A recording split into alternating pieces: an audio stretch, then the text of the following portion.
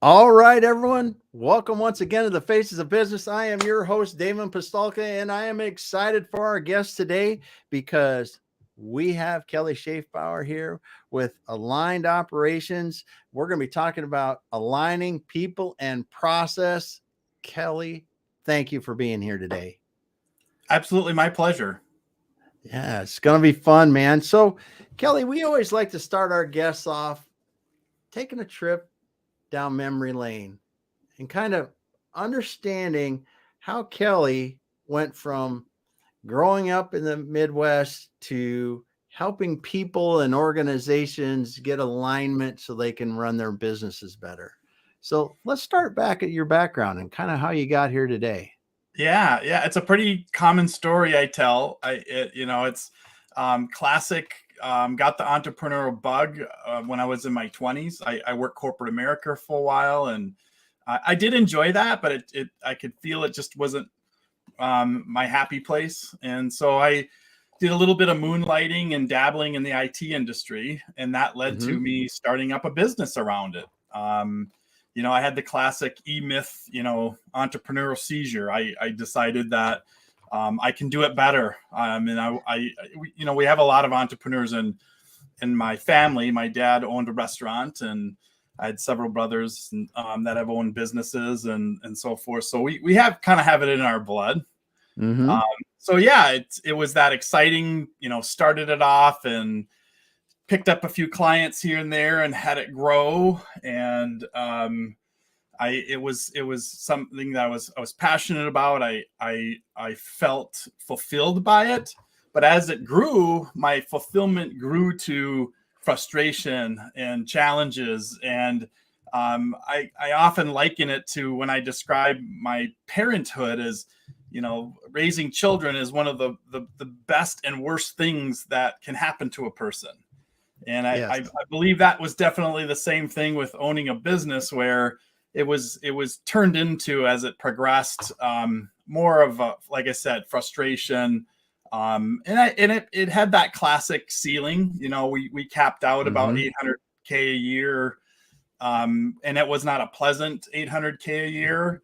And I had a buddy who was an entrepreneur as well, who owned a website development company, and we started about the same time. And it was technology was just really getting going, and websites, and before we knew it, he was in the $2 million a year range, and he was buying a new Audi, and he was really Mm-hmm. enjoying. And I'm like, Eric, what the hell? What's going on? What's Yeah. different about it? And we really kind of looked at, he had a trusted management team.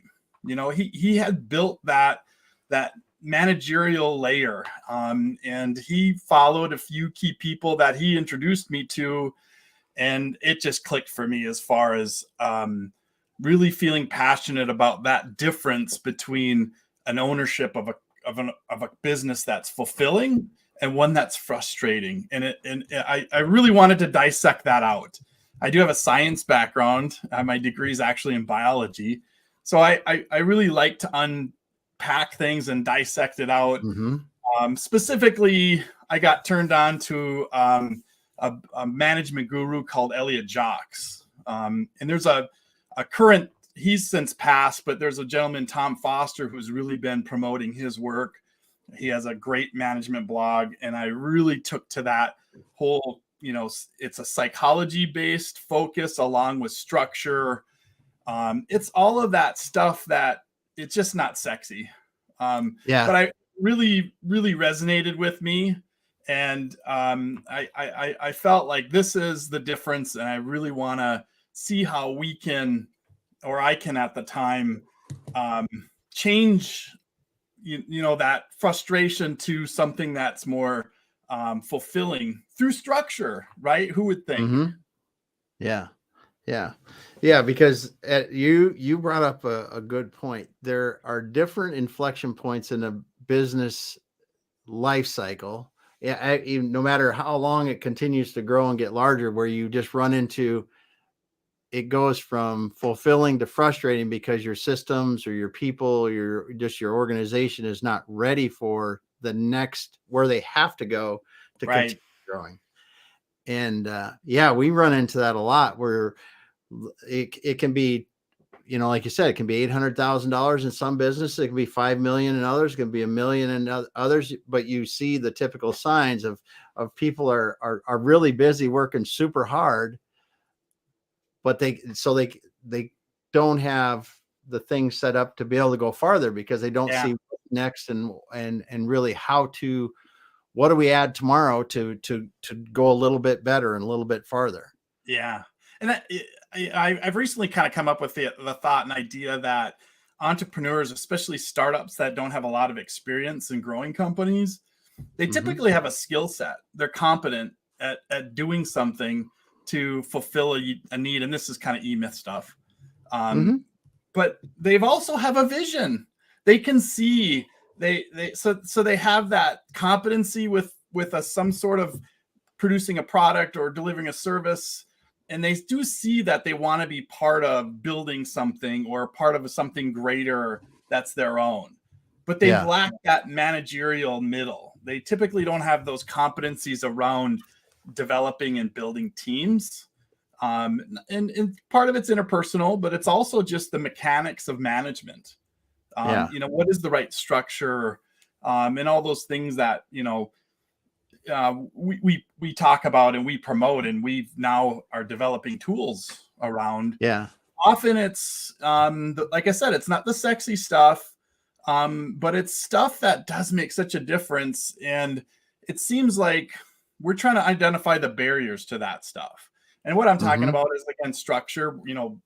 What are the requirements of work? And we organize and break that down, and then document it, and then assign that work in role descriptions, train those people, developing performance monitoring with analytics, and then kind of start it all over again with continuous improvement.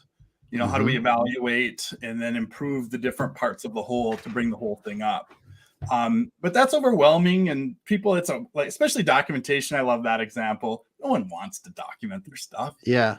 But it's important, and it's a difference from those, companies that are wanting to evolve and grow beyond. Our sweet spot is 250K to $1 million. That's kind of the area where if you can understand and embrace those practices, you're going to get through that period as you're building those first teams to make it back to pleasant, as you grow. Yeah. Good stuff. Well, we've got Deo here with us today. Hello, Deo. We got Andrew coming in from California and Erica coming in from Rio de Janeiro, Brazil. Wow. So thanks for being here today, guys. So let's get started. So you kind of got into the whole aligning people and processes out of pure frustration, it sounds like. Well, and I should correct you a little bit. Our tagline, it process is part of it, but we align people and purpose. People and purpose. There we go. Yeah. So it's really about, those mechanisms. Process is part of what we do to align that. It's the structure part of it, and how we break it down on one end. From the purpose, we start with the purpose, and then we define the requirements. We no longer use the word goals anymore. We go from what's your purpose, and then what's going to be required for you to materialize that organization to fulfill that purpose. Then from there, once we have the structure, we can flip it around to the people. We now know the requirements into a structure. We do something called a task inventory, where we will go through every aspect and function of the business and break it down into a unit of work called the task. We organize that in our system, and now we start applying that to the right people. Now we have a way of aligning those people's competencies back through the task inventory into the structure and then to the purpose. Yeah, it's super interesting. And when you and I met before, we went through your process and how you guys do it. And I think it's really beneficial, even if your business is, like you say, going to scale past this. I mean, to set up this foundation at that size in your business, whether it's going no further in size or whether it's going quintupling or farther, this is going to help you in the long run, because you're going to make sure that we've identified what we need to do and who's going to do it. Yeah. And it's part of that iterative process. I say requirements to just get you to the next step, but that's going to change and evolve as you're going down the road. We always talk about now, next, later.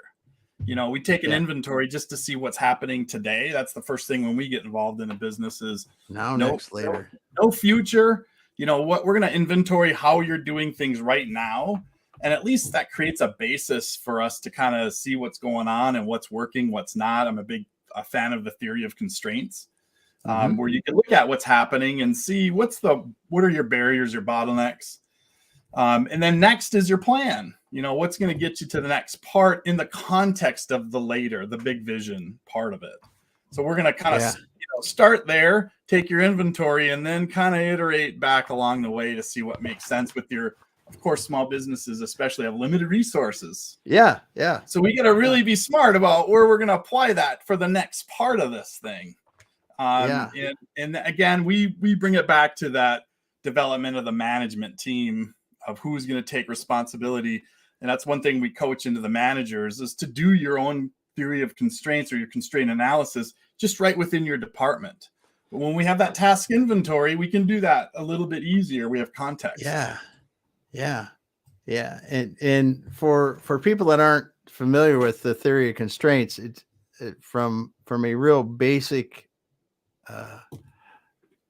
explanation of it is if you got a business and consider a business like a big pipe, and you've got a small piece of pipe in that big pipe as your business, that's your constraint in your business. And if you can find that in any area of your business and expand it so the capacity is more, theoretically things can flow better. So I've always liked the water theory around the explanation of that because it's so simple to do. And go ahead. Sorry. There's a great book out called The Goal. I can't remember the author's name. They use a Boy Scout troop analogy that I think is awesome as well. The group, if they're holding on to a rope, can only go as fast as the slowest guy, right? Yes. So you want to fix that slow guy. And then we can all move along a little bit faster. But that's a whole nother, we've brought some of that into when we talk about performance evaluation using analytics.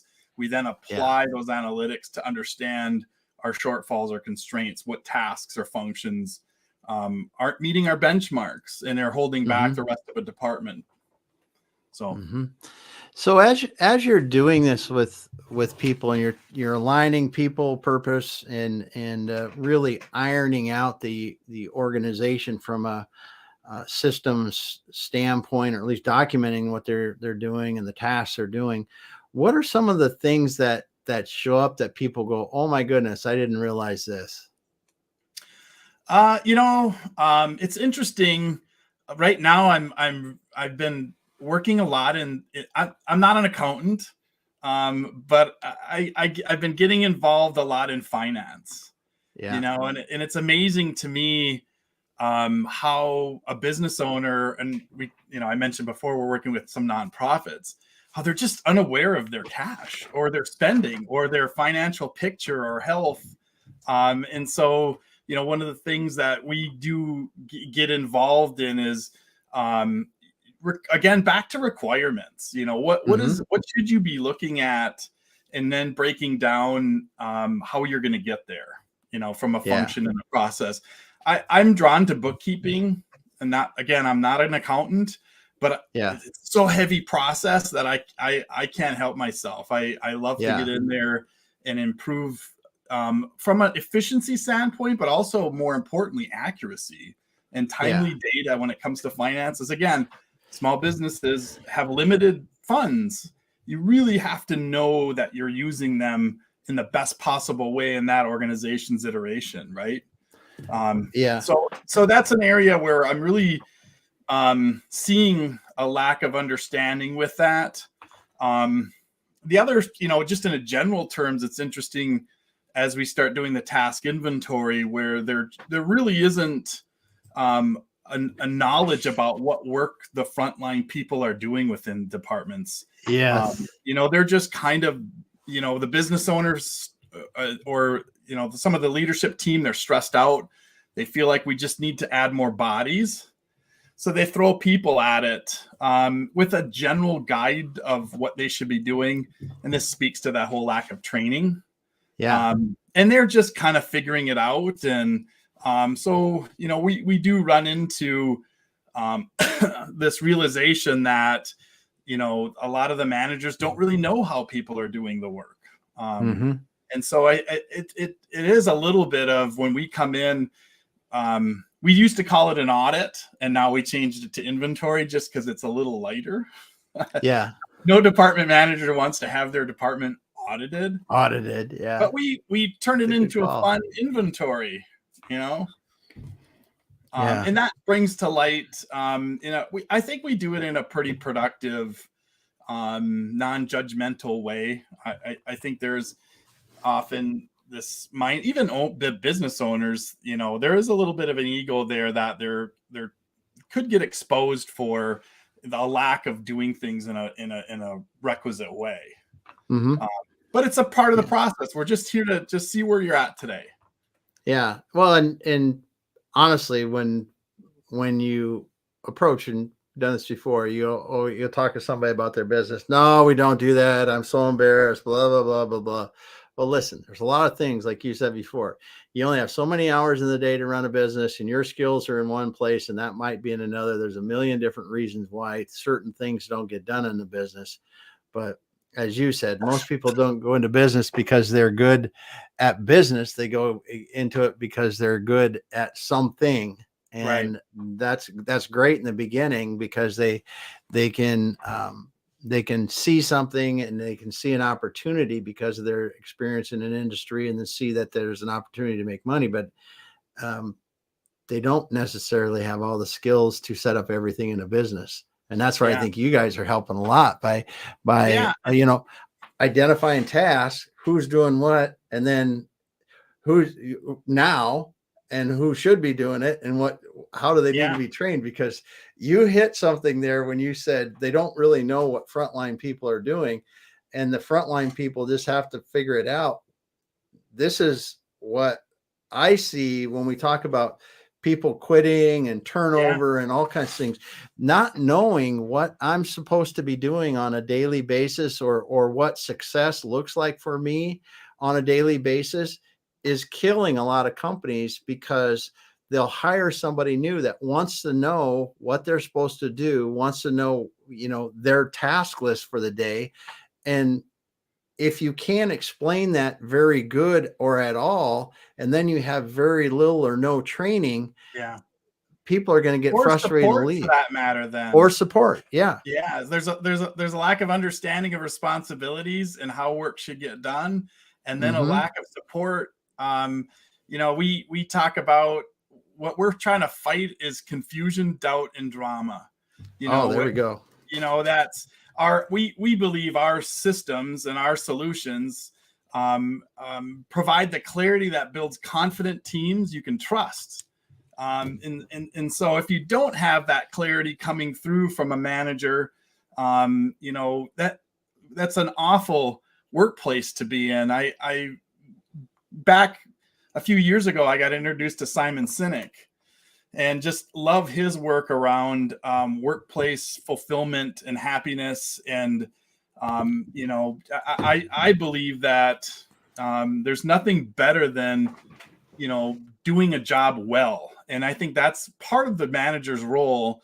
We simplify it as the manager's role is to develop the process to the requirements that are presented to them, guide their people into it through training and education, and then support the shit out of them when they need it.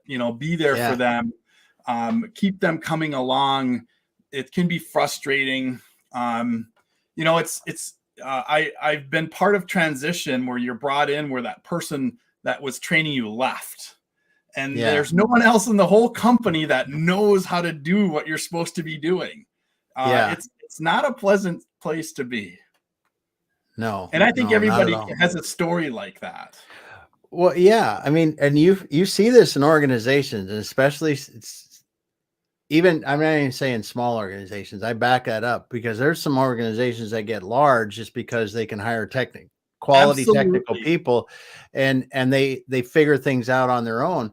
But really, to scale companies effectively, the ones that have figured it out make it clear enough so that if I'm coming in to do role A, that it's documented well enough, there's the training is clear enough that if someone has the basic skills they need, they can learn how to do that from the Yeah. training and the documentation that they have.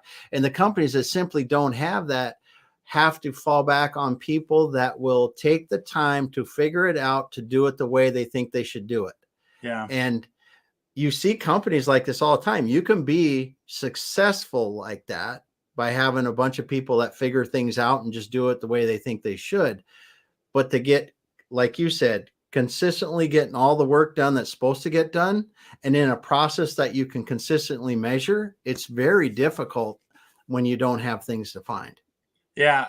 There's of course those diamonds in the rough, those Mm-hmm. people that are just great at figuring out. I believe that was me back when I was getting my business going, and Mm-hmm. and so I had the mistake then as a business owner thinking that my people I hired would be able to do the same thing. Yeah. So, and I think business owners that have that natural aptitude to work hard and figure things out and be independent, my thing nowadays is why I want to be ensured that that work is going to get done to the benchmark we've talked about, Yeah. in order to bring the organization along. I love though bringing those frontline people in as part of the improvement conversation to get Yes. their input, so they can be part of making it better, but it is the manager's responsibility Yeah. to dictate really what is the process here. They're supposed to be the expert in whatever that department, whether it's finance, tech, HR, Yeah. whatever your service delivery is. There's they should be the experts in a way that they're the ones dictating process, and the other part of their leadership in that management role is escalation of issues. When Mm-hmm. problems come up, they're really effective at bringing that team in to problem solve. They're not Yes. going to just give the answers, but they're going to help coach through that problem solving process to get those things resolved. Yeah. Yeah. Good stuff. Well, we've got Pamela Clark here showing up from Detroit, sunny Detroit. We've got Abdullah here and co-founder of Mango Shango. Glad to have you here. T. Higgins is here with us today. Yep. A lot of employees Yeah. heading towards companies with a purpose. There's no doubt about that. And my friend James Kunkel is here, fellow livecaster, broad podcaster in the coatings industry. If you, he had an article, I don't know if it was a recent article or one I just saw over the weekend. I mean, you never think about all the things that have coatings until you go and look at James's stuff, because he was talking about coatings for biofuels containers. And I'm like, yep, Well, I'm sure. yeah, I know you have to have stuff for that. And absolutely. I love specialized businesses. oh It's yeah, great. Yeah, there's some little niche for everything, right? yes, yes. And it's so interesting. And hearing you talk about this, I mean, when we're talking about these other kind of businesses, when you get into a business and you start helping aligning these people and the purpose, and they understand and get them through this process, or at least to a more advanced state in the process, what are some of the things that people tell you after they've gone through and really things start to work on the backside of trying to implement these, align the people, the purpose in their Yeah. in the process? We're trying to find. I've heard the term being liberated come out sometimes. I think especially managers that may, or business owners that may not have the best relationship with managers, and Mm-hmm. managers afraid to speak out about what's wrong in their departments. As we go through, we do an alignment that's kind of our full version of it is where we're working with a management team, and we'll Mm-hmm. we'll provide some instruction about the whole implementation of our solution. It's both method, but it's also, we have a software solution called Trellis Tools, where we're going to give them some concepts and methodology, and then we show them and give them an assignment on the tool. And so, like I said, the first one is that task inventory, where we're just telling them, let's break down all the requirements, the work that happens in your department into a unit of a task, and we organize those into functions, and those functions are what make up a department. And then we bring that hierarchy up. Departments we fill up into business units, and then you have the organization. But often, as they're going through this exercise of getting everything on the table, right, and just laying it all out there, and a lot of times a business owner will be like, I never knew you guys did this much. The next step, once we have that task inventory, is we don't go into documentation right away. We start assigning it, and we leverage off that task inventory to create role descriptions. We had a manager for a winery here in Minnesota. Yes, Minnesota has wineries. Yes, they do. And I love the Minnesota wine. But there was a manager there. Her role description became 5 pages long. Oh my. It was crazy. And the business owner was like, I had no idea, because she was doing not only the management work, but she was being leveraged as backup for every other part of the business. Whether it was working in the winery, she'd be there on weekends bottling, or she would be working the front tasting room, or helping with the event center. She was part of and capable of participating in all of those different areas. And we found out she was working herself to death. She was there all weekend long, helping out with the tasting room, and all week during, and harvest, they're out harvesting. Yeah. And so they were just like, wow, we didn't know. And it was really a call to action to really look at, yes, she needs to be aware as the manager, but she shouldn't be the backup to everybody. And so that's something that comes out as part of the role descriptions.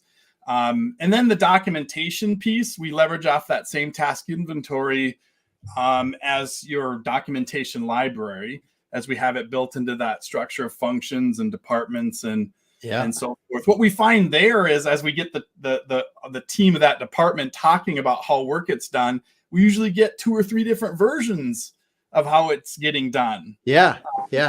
So that conversation is really enlightening as well, as far as, what's the best way now? We've identified people are doing a little bit of different, but I think, for consistency, we all want it done within that department the same way. But then we can have a conversation about those 3 different ways. If it's a good manager, you're brainstorming to say, why are you doing that this way?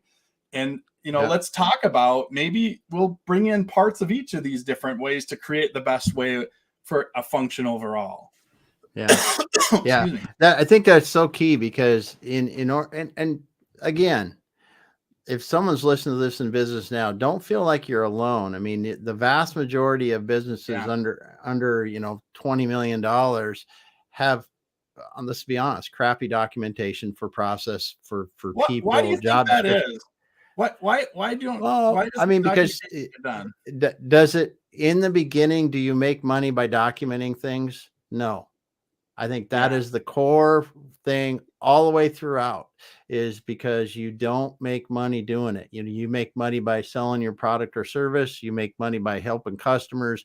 You make money by doing that, and everybody's so focused on it. But it is one of the things that will allow you to continue helping people better and longer if you implement it, because it does it enhances the scalability and delivery of your products and services so much. And, but it's not in the direct line in the beginning. Yeah. We talk about solopreneurs and, in startups that are, a business owner or a partnership. And, people have asked, would our solutions or our services be a good solution for them? Of course I say yes. I believe there's a version of what we're doing that doesn't have to be this huge administrative overhead. We talk about 7 levels of documentation within an organization. we talk about that task inventory. When we do that task inventory, we're not talking about how that work gets done. We're just identifying it as a requirement of a function within a department. I would say at least get that part in that. So at least you have a basis and you have an understanding of all of the different aspects and requirements of work in that organization. Then if you want to, the next step under tasks is steps. So we quickly just off the top of your head, give me the steps. How does this get done? Don't get into the granular, click this, open that, enter this value. Just give me the quick steps. And now we can populate that very quickly and easily. So we're trying to come up with ways to get some of these practices. We call them managerial leadership practices for people to do them. That's why we created the app. It's one of those things that we're trying to get the value is so large when you're trying to, like you said, grow and scale, but there's this mental block that it's just not worth the time, or I think people lack a methodology that makes sense for them and their teams to get that work done. Yeah, I think you're right too. You hit on it. I think people look at it as a daunting task, and it's something there's not a lot of methodology around it, excuse me, about structured process that people go, oh yeah, this is a structured process we use, like whatever. And so they look at it this huge task that they don't know how to start. Yeah. And that probably holds a lot of them back as it is, but it really is when you've got a structured way, like you're helping people to, this, we start here, go here, go here, go here. And when you're led through the process, people realize it's not as ugly as it seems. Yeah. And you discover so much though, and you talk about this too, in like lean or other manufacturing type things, when you start to look at a process, and in detailed steps, you really understand that a lot of the work that we do is unnecessary, or it's not really doing what we want. And I think you guys probably uncover a lot of that when you're in those situations. For sure. And I'm with a company I'm working with right now where there's a whole lot of, we're like, because there was a lot of turnover. So I'm dealing with the people that are there now. And we are going through this stuff, and it's like, I'm not connecting the dots. I love that. I use that all the time. You have to connect the dots on here. Why is this happening like this? And they're just like, I don't know. And then we talk to there's some process that connects departments. Yes. So they just figured somebody on the other department on the other end needed that. Well, then we go and talk to them, and they're like, I don't know what you're talking about. So there is that happening all the time as far as, just doing it because that's the way it's been done. But again, I think you have to start changing the manager's mindsets to be about innovation. And we use the term continuous improvement. Again, as an annual exercise that's done as a management team. So we really hold in high regard if you're part of a company's management team, that's an honor. You should feel that. And then there's requirements to it. And one of them is we do an annual strategic planning process where we reevaluate your department's functions with that theory of constraints or that methodology to improve through constraints. And then it keeps that fresh. Where we're continually going to look at least in a 12-month cycle if we need to keep that process or improve it or replace it. So especially with the way technology moves so fast, I'm like I said, I love bookkeeping as an example for this stuff, and I use QuickBooks Online. People love it, hate it versus desktop, all of this, but QuickBooks Online, some of the automation that's happening with it, I think is fantastic. And it's kind of changing the way people are bookkeeping. I think, and I think more of that's coming. It's starting to utilize a little bit of AI. So it's looking at transactions or receipts and trying to decide how it should be done. So I think with technology, that keeping fresh what's happening, especially in service delivery as well. Yeah. I think, managers have to look at their industry and be industry experts as part of that service delivery. Yeah. Oh, yeah. Especially, yeah, when you're looking at the way that, just like you said, AI and other things are changing customer service, changing, even simple scheduling of Yeah. service, and allowing, more self-serve options in a business, and how that can really help your business deliver more satisfaction to the end customers. There's so much of that continuous look at how you're doing things, Yeah. and really understanding what is my customer value, and how can we give them more of that, and how can we do that and be more efficient in delivering whatever we're delivering. There's so many opportunities in that for those managers that you said that develop that continuous improvement mindset, because there is gold in almost every business. I'm sure there's some there's not. Yeah. If the managers take that mindset and really understand how they can get their customers more and be more efficient overall. Yeah. Zoom has changed absolutely the way that we service our clients. We do a thing called a show and tell, where we will sit down with a department manager and members of their team, and we start the recording going, and we just say, show us what you do. We don't we don't take notes. We're just asking clarifying questions, and just their screen is showing. And then we send that up to one of our analysts, and they document it, for them, just based on that recording. It's awesome. We really realize that documentation will get done if the person who does the work doesn't have to do the documentation. There you go. That is the mic drop moment right there. That is a mic drop from a documentation will get done if the person doing the work doesn't have to do the document. Yeah. So we record it. Yeah. We record. We're even doing where it's more of a physical job, where they're out. Yeah. We'll come out with a camcorder and record it, and then we'll go back and watch and replay things. And it's great with Zoom with more information workers. It's fantastic for doing that. It's like I said, it's really allowed us to really have this, or someone on your team or your manager can do the same thing with their team members, to just use Zoom and record. I record every one of our meetings, every one of our client meetings. We do status update meetings. I think recording and being able to go back and reference is fantastic technology. Yeah. Yeah. And even with some of the AI transcription tools now too, it can help to, if you're asking the right questions, it'll write a lot of it for you. For sure. Yep. Yeah. Ah, cool stuff.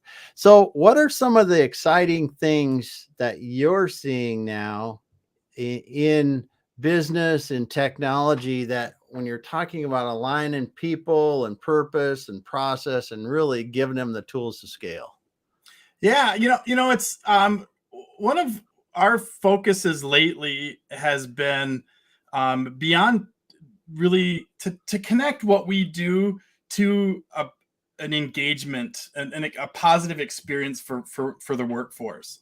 I really feel like we've really connected with the coaching community, where we talk about competency is really 3 elements to competency: knowledge, skill, in that engagement piece, their experience. What's their mindset? What's their state of mind in that workplace? Is it one of fulfillment, or is it one of frustration? We're great at the knowledge and skill requirements from our task inventory, but there is that piece that we're not good at, but we're really trying to connect with a coaching community where they're good at understanding things like conflict resolution and, being supportive and kind of more of that interpersonal skills. We really want to connect to that world, because I think if you can bring that whole knowledge skill development with somebody who's really has the right frame of mind in the workplace, that's golden. It's good for everybody, really. It's good for that person. It's good for that manager, and it's really good for business owners, to have that sort of positive mentality. And again, that's why that's not us, but we're really making an effort lately to partner with good coaches that understand strengths. I love the Strengths Finder stuff, the Gallup Mm-hmm. strengths. I've really bought into that. That's kind of really where I used to be thinking, if you're good at our stuff, you don't need coaches. You don't need that stuff. But now I'm really realizing it's really about that whole person and their well-being. But it does start with clarity, they know their responsibilities, their requirements. They're trained on it. So that's where we feel our value is. But there's always going to be conflict, and there's going to be, a right way to interact with people in language, that sort of thing. And that's just not us. Yeah. Yeah. Well, it's you're staying in your skill set and in your area of expertise and addressing the whole person by bringing others in when it's appropriate. That's cool. That's cool. Well, Kelly, it's been awesome to get to talk to you today and just hearing you speak about, I really like the way that you guys are helping people, and we didn't talk about your Trellis software that you guys have developed with an app where you just go from tasks to, rolling it up and then your training element behind it. So much good there to really help get these businesses ready to, like you said, go from frustration to fulfilling for the owners and the people working there. So if people want to get a hold of you, Kelly, what's the best way to get a hold of you? We did actually go through a name change. We were Aligned Operations. Operations is a very confusing word, we found. And we're really more about management. So we're now Aligned Management Partners. We're alignedmanagementpartners.com on our website. I'm easy to find. There's not a lot of Kelly Schaefbauers out there on LinkedIn. So, I'm 100% German, born on St. Patrick's Day. So that's why. All right. Yep. So, that's usually the easiest is for me on LinkedIn, and we can go from there. Yeah. So your website is, again, I want to one more time get that, Aligned Management Partners or alignedoperations.com. alignedoperations.com. Yep. And Trellis Tools is a separate company that I'm a partner in that's developing the app that really makes a lot of these practices more straightforward. It helps that facilitation of those things. That's really part of our mission, is if we make it easier for people, they're more likely to do it. Yep. And that is trellistools.com as well. So alignedoperations.com and trellistools.com, or reach out to Kelly Schaefbauer on LinkedIn and directly. Kelly, thank you so much for being here today. Absolutely. My pleasure. It was fun. Yeah. Awesome. Awesome getting to talk to you. And thanks everyone for being here today. I really appreciate the comments, and those of you that didn't comment, thanks for listening. And if you got any questions for Kelly, like I said, reach out on LinkedIn and talk to him, and we will be back again next week. Have a great weekend, everyone.